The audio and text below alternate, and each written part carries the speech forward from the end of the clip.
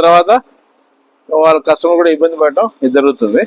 దీన్ని ఇంకా మేము డీప్గా చెక్ చేస్తున్నాం, ఎక్కడ చేసింది ఎలా అవుతుంది మీకు నేను చూపిస్తాను. చూడండి, ఇక్కడ పెట్రోల్ లీక్ అవుతుంది.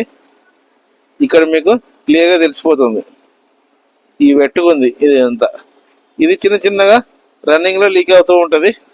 ఈ లీకేజ్ ఇది మొత్తం స్ప్రెడ్ అయిపోయి ప్రాబ్లం ఇస్తుంది. ఇది ఎందుకు లీక్ అవుతుంది, ఏమవుతుంది ప్రాబ్లం చెక్ చేస్తాం. ఈ పెట్రోల్ లీకు మనం చిన్న సమస్య అనుకుంటాం, కానీ చాలా పెద్ద సమస్య. ఇక్కడ లీక్ అవడం వల్ల ఒకటి పెట్రోల్ మైలేజ్ మనకి తక్కువ వస్తుంది, రెండు సేఫ్ సైడ్ కూడా కాదు. ఇది సేఫ్ సైడ్ ఉండాలంటే మనం ఈ ప్రాబ్లమ్ని సాల్వ్ చేయాల్సిందే.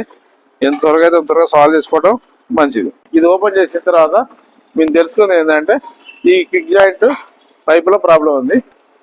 ఈ క్విక్ జాయింట్లో ఈ పైప్ ఇందులో ఫిట్ చేసినాక ఈ జాయింట్ దగ్గర నుంచి లీకేజ్